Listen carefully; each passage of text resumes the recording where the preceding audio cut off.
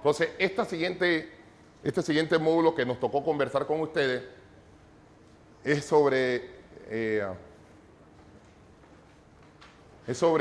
trauma y quemadura. Entonces, en esta charla, dentro de los objetivos, una de las prioridades es iniciar la evaluación pronta de las condiciones que puede llevar a nuestro paciente a la muerte. Podemos tener un paciente con trauma craneoencefálico, con fractura de fémur y una laceración del cuero cabelludo. La laceración del cuero cabelludo, el que ha tenido la experiencia de tener un paciente con esto, ¿se acuerdan que es muy alarmante? El paciente está bañado en sangre y muchos nos desviamos hacia esa lesión en el cuero cabelludo, siendo una lesión que probablemente no le ponga en riesgo la vida del paciente. Este mismo paciente puede tener un neumotórax a tensión, un tamponamiento cardíaco, y nosotros estamos desviados hacia otra condición que nos impresiona ser la más grave. Iniciar el tratamiento de la lesión traumática que pone en riesgo la vida, utilizar la técnica radiográfica correspondiente para identificar diferentes tipos de lesiones, identificar y responder a los cambios en el estado del paciente lesionado. Recuerda que el paciente politraumatizado es una cosa al inicio y puede ser una cosa totalmente diferente a los 30, 45 minutos o una hora. Iniciar el manejo inmediato de la quemadura, que eso va a ser en la fase final del módulo. Identificar los pacientes que deben trasladarse a un nivel de atención de mayor complejidad en cualquiera de los casos. Aquí pareciera enfocado únicamente a los quemados, pero es en cualquiera de los casos. Entonces, el caso clínico de este módulo es un hombre que no llevaba colocado el cinturón de seguridad y fue expulsado de su automóvil y luego de chocar contra un camión, contra un camión de gran tamaño. Entonces no lleva cinturón de seguridad, chocó con un camión grande y fue expulsado fuera del vehículo. El paciente se encuentra en este momento incoherente, incapaz de expulsar las secreciones, presenta fractura expuesta del fémur, desgarro del cuero cabelludo y contusiones torácicas y abdominales. Además, está letárgico, con piel fría y húmeda. Él es capaz de mover las 4 extremidades y sus parámetros o sus signos vitales son frecuencia cardíaca de 125, presión arterial 90-60 y tiene una frecuencia respiratoria de 25 por minuto. Entonces, ¿qué nos indica la evaluación primaria de este paciente?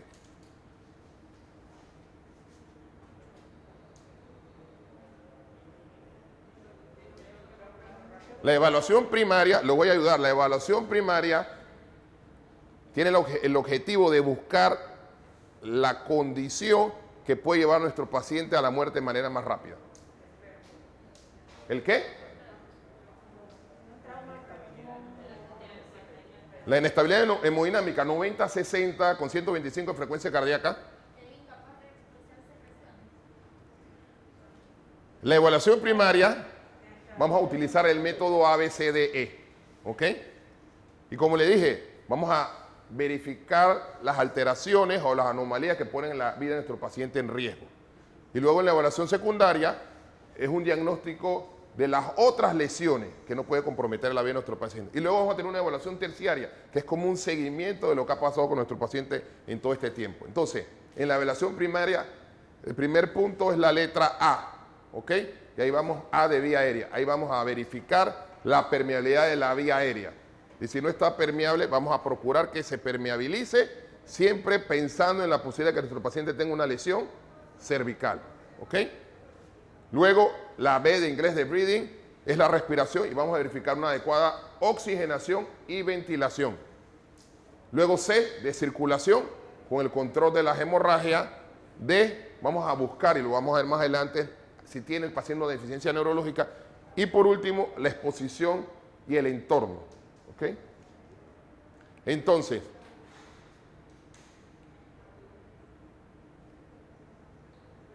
como dijimos, el paciente está incoherente, es incapaz de expulsar las secreciones, presenta fractura expuesta del fémur, desgarro del cuero cabelludo y contusiones torácicas. El paciente no abre los ojos ante los estímulos, está letárgico, retira todas las extremidades ante el dolor y, insisto, tiene la piel fría y malmoria. ¿Qué nos indica la evaluación primaria? Ahora sí, segunda vez que lo preguntamos, Ya la compañera los ayudó.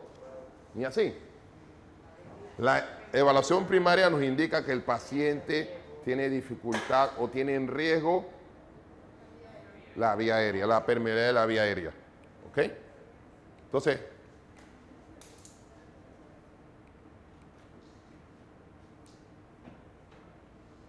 lo que vamos a hacer es establecer la permeabilidad de la vía aérea, siempre y cuando, como lo dije, contemplar o pensar en la posibilidad de que tenga lesión de la columna.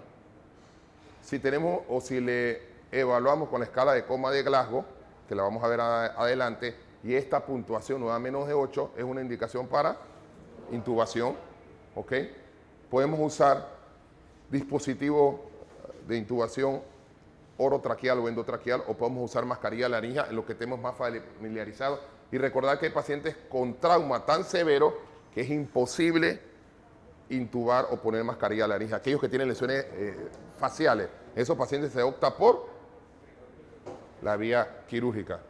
Siempre garantizar la oxigenación y la ventilación adecuada a nuestros pacientes.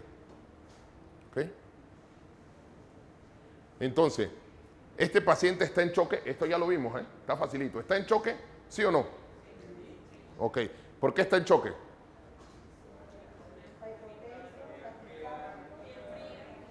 Tiene la presión limítrofe, no está así que 70-30, pero tiene 90-50. Pero más allá, lo que decía, tiene la piel fría. ¿Qué más? Está taquicárdico y está letárgico, aunque la letargia también puede ser por un trauma craneoencefálico, ¿no? Pero si nos preguntan puntualmente, este paciente está en estado de choque hasta demostrar lo contrario, ¿ok? Entonces, ¿qué intervenciones están indicadas en este paciente politraumatizado?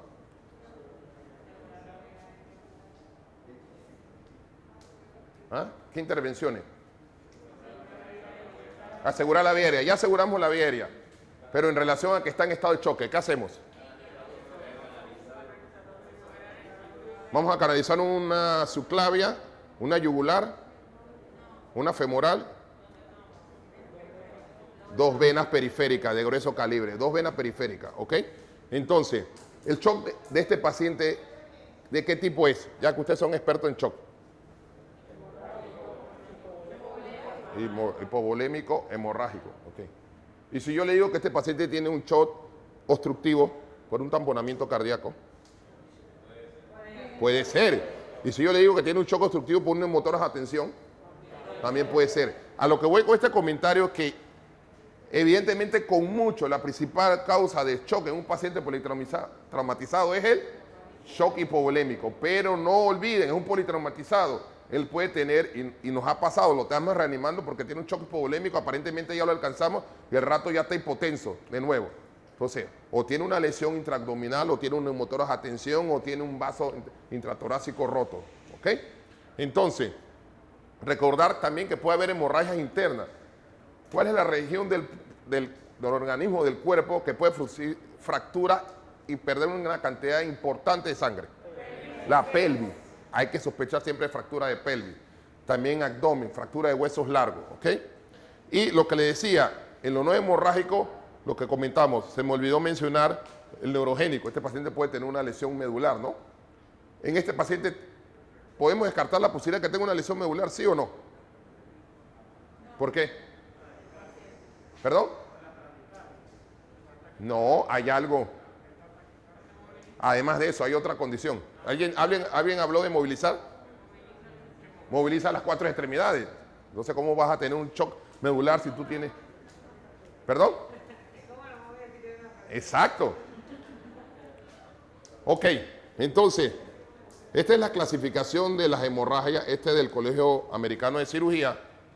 Importante señalar en este cuadro, esto seguro ustedes ya lo han visto hasta la saciedad, desde la facultad lo vemos, es que en clase 1, clase 2, prácticamente no hay mucha variación en la condición hemodinámica. Los pacientes mantienen un rango de frecuencia cardíaca casi pegado a lo normal, la frecuencia respiratoria igual. Puede estar ansioso, inquieto, pero lo que sí es notorio es que aparte de la clase 3 a la clase 4, el paciente está importantemente taquicárdico, taquineico, está confundido y letárgico. Y eso es con razón, porque generalmente estos pacientes han perdido más de 1.5 litros de su contenido sanguíneo, ¿ok? Que es aproximadamente más del 30% de nuestro. Entonces, las recomendaciones, clase 1, cristaloide o líquidos vía oral, que no sería para un paciente politraumatizado. Clase 2, cristaloide. Ya en clase 3, cristaloides y sangre, y guardar la relación 1-1-1, o sea, una unidad de glóbulo rojo, una plaqueta y una de plasma. Y en la clase 4, además de sangre y cristaloide, ¿qué hay que sospechar o qué hay que proponer? proponer la intervención quirúrgica, ¿ok? O la evaluación por un cirujano. Entonces, 2 vías periféricas de gran calibre, retarlo con líquido, con solución salina, porque al final de cuentas creemos que el choque hipovolémico es la causa que lo está llevando a la hipotensión, y repito, es la principal causa de hipotensión en el politraumatizado. Controlar la hemorragia externa, ese cuero cabelludo que estaba sangrando, ahí puede perder una cantidad importante. De pronto no lo mata de manera inmediata, pero sí hay que controlarlo. Y estudio diagnóstico para determinar el origen de la hemorragia. ¿Qué estudio le harían ustedes? Un ultrasonido. Estos protocolos que hay de ultrasonido, ¿no? FAS. O en los lugares que no cuentan con ultrasonido le piden placas de cuello, de tórax, de pelvis, ¿sí? Ok. Entonces, este paciente está incoherente, incapaz de impulsar las secreciones, no abre los ojos ante los estímulos, está letárgico, retira todas las extremidades ante el dolor. ¿Cómo evaluaría la condición neurológica de este paciente? ¿De qué herramienta nos apoyaríamos? ¿Cómo? ¿Qué más? Fondo de ojo. Algo del ojo, Glasgow, y además algo del ojo es la respuesta pupilar, eso definitivamente es importante. Pero puntualmente, la escala de coma de Glasgow. ¿Qué evalúa la escala de coma de Glasgow?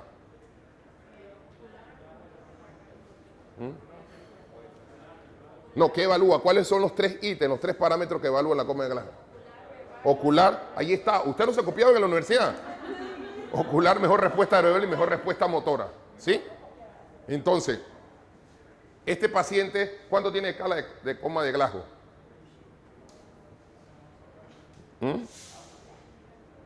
¿Tiene apertura ocular? No. Respuesta verbal, dicen que incomprensible. Yo creo que hay en el manual un error de traducción. Y por último, retira el dolor. Él tiene una escala de coma de Glasgow de 7. Ante esa escala de coma de Glasgow, ¿qué haríamos? Intubación orotraqueal. Ok.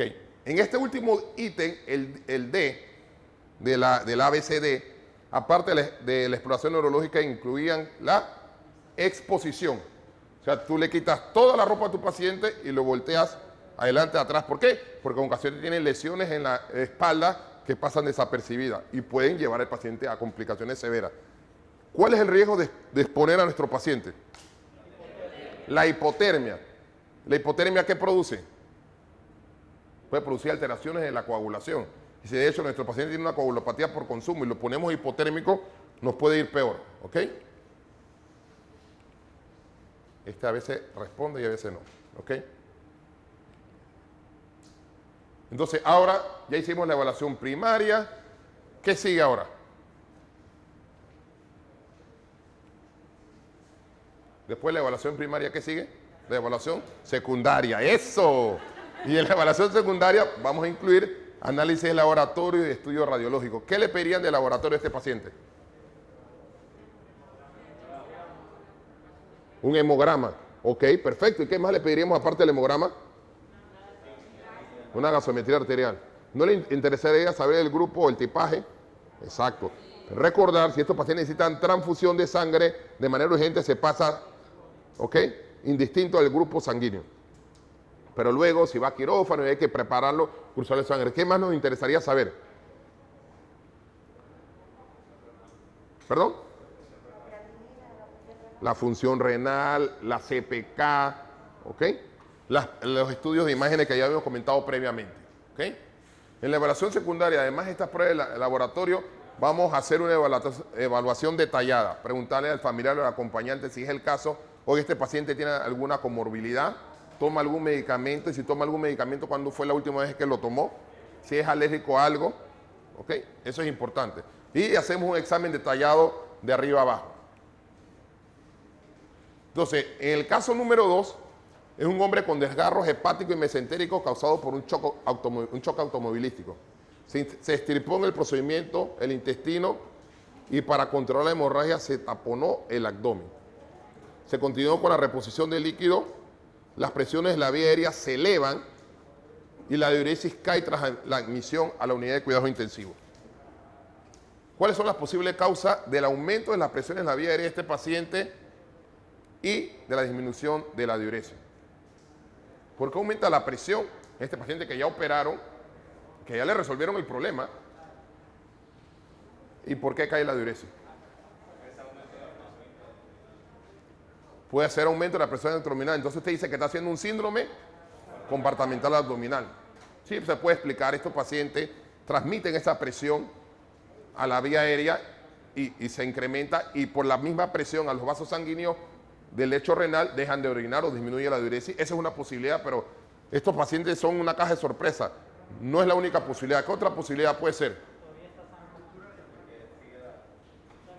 Una posibilidad es que esté sangrando, sí, pero hay otra consideración. Este paciente pueda tener una lesión intratorácica, ¿ok?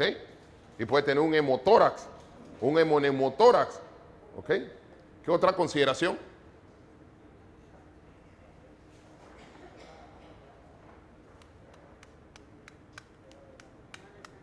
A ver, propongan.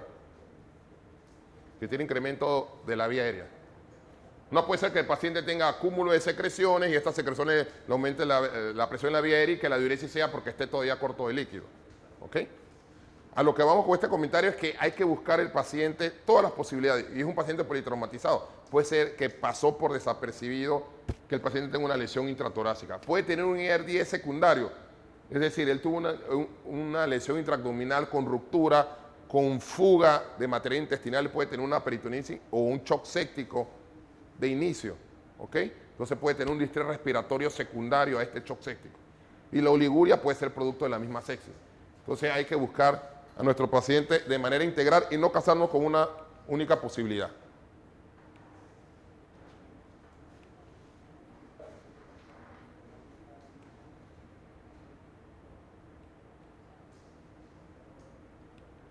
Vamos a ver si pasa este.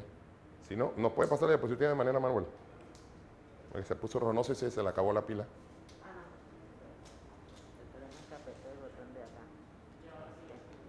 Ya. Listo.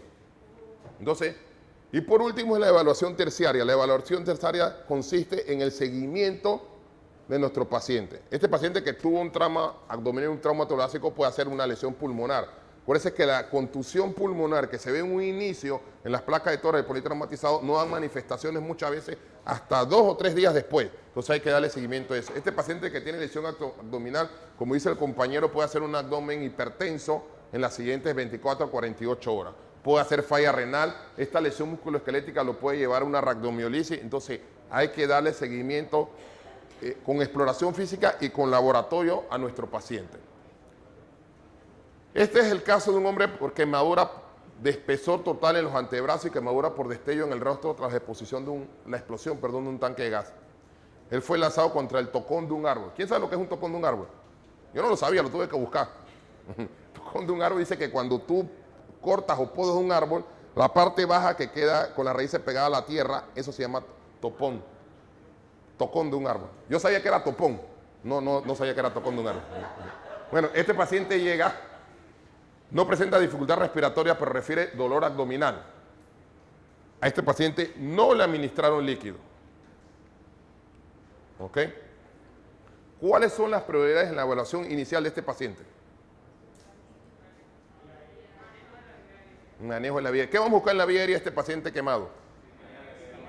Si no tiene quemaduras de la vía, si no tiene datos clínicos de quemaduras de la vía aérea, ¿cómo lo serían? Vibrisas quemadas, las pestañas quemadas, esputo a carbonáceo, ¿ok? O esputo con hollín, ¿ok? ¿Cuál de las siguientes opciones es una prioridad de la evaluación inicial de un paciente quemado? Le ponen A, B, C, D. Tienen que decir una. Está fácil, ¿no? A. Ya son unos expertos. Ok. Espérenme.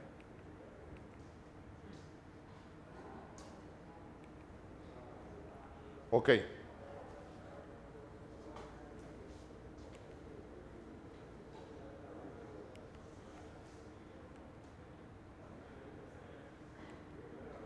Ok.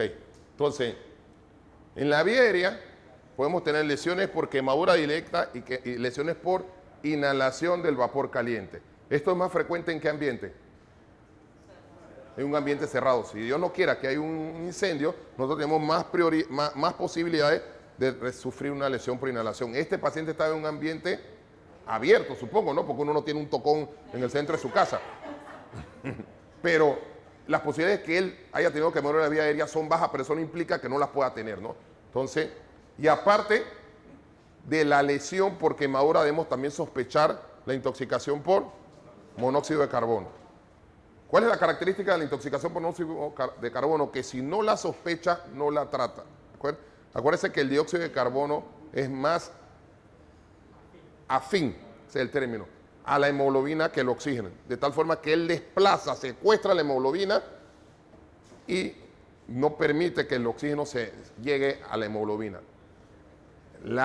El gran problema es que si a estos pacientes tú le tomas una saturación arterial de oxígeno, la vas a encontrar como normal. Y si te guías por saturación o por gasometría, a menos que sea un gasómetro, que hay unos que determinan la cantidad de monóxido de carbono, tú vas a dar por hecho que el paciente está bien, hasta que el paciente llega a complicarse más, inclusive a morirse. El tratamiento es sencillo, fácil y barato. ¿Cuál es el tratamiento?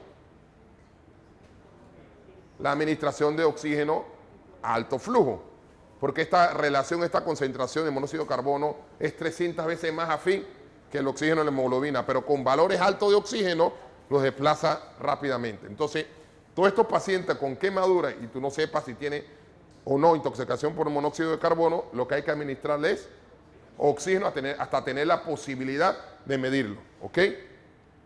La reanimación de estos líquidos, de estos pacientes quemados, ¿con qué se da? Ya lo dije. Con líquido, con cristaloide, generalmente con lactato de Ringer. Recordad que estos pacientes, sobre todo este paciente que tiene quemadura en las extremidades, tiene alto riesgo de hacer ¿qué? Síndrome compartimental. Entonces, este paciente hay que vigilar la perfusión de las extremidades continuamente. Iba a evaluar de manera temprana, junto con el cirujano plástico, el cirujano de trauma, la realización de escarotomía. ¿Ok? Este esquema usted lo conocen, es el esquema de evaluación del porcentaje de quemadura. La regla de los 9. Lo primero que debemos determinar es el espesor de las quemaduras. El espesor de la quemadura va de primero, segundo hasta tercer grado. Para la regla de los 9 tomamos en consideración nada más las de segundo y tercer grado. ¿Ok? Y luego que ya tenemos el valor o el porcentaje afectado, ¿qué vamos a hacer? Aplicamos la fórmula que nos dice que él tiene 18% de superficie corporal quemada. Esto lo multiplicamos por 2 o por 4 mililitros por kilo de peso. Generalmente empezamos por el número más bajo, por 2 mililitros. ¿Ok? Y el total lo vamos a administrar ¿en cuánto tiempo? Ajá. Exacto. Entonces el 50%, pero ¿a partir de cuánto?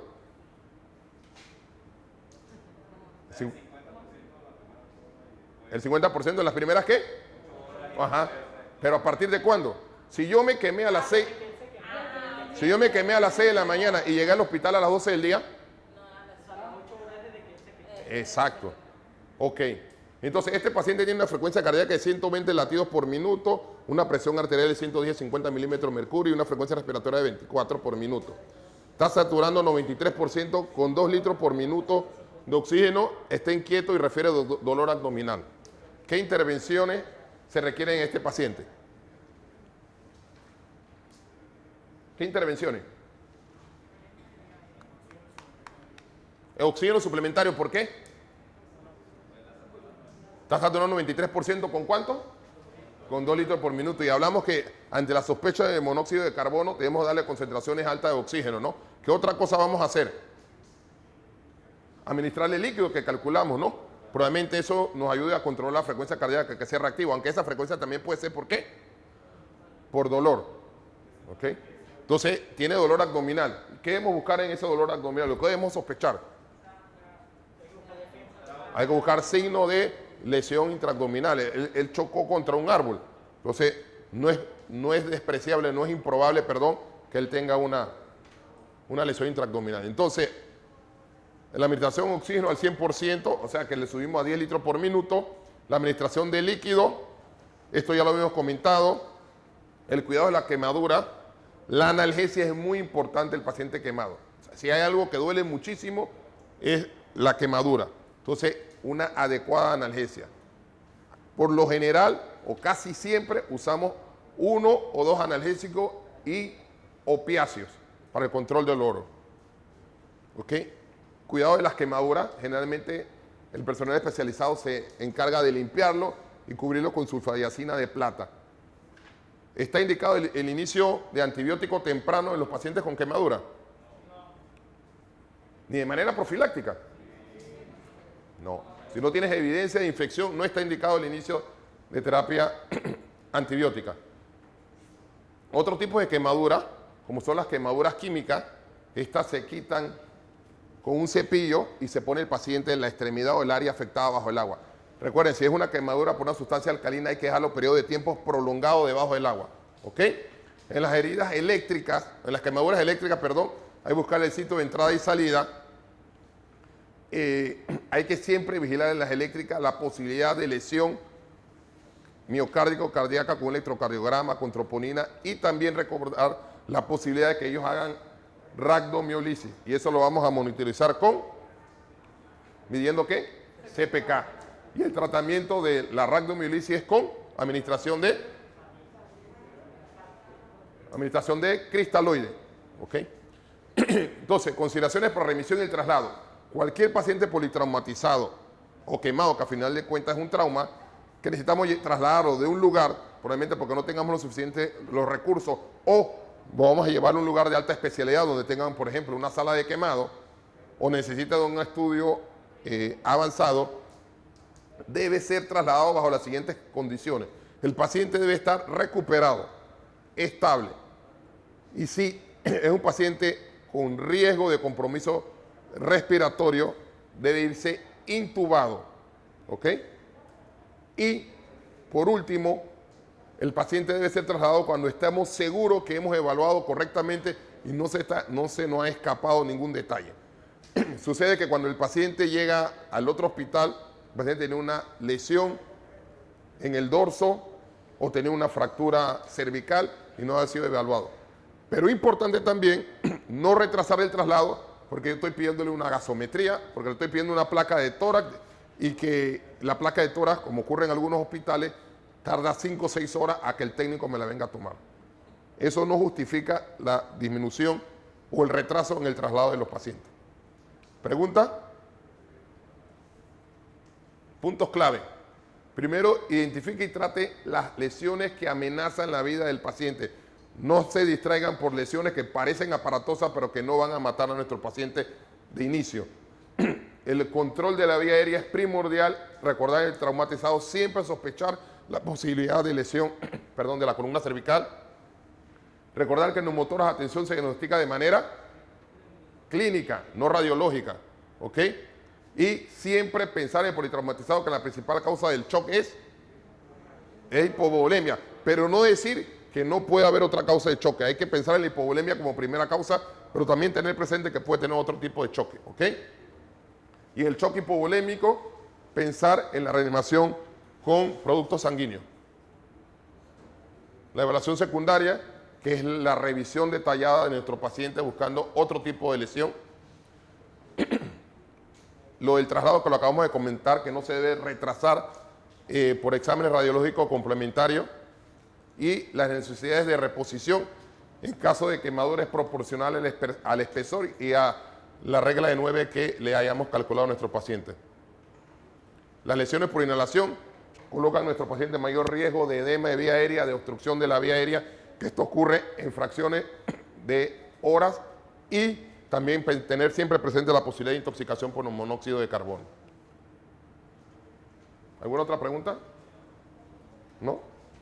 Bueno, muchas gracias, jóvenes.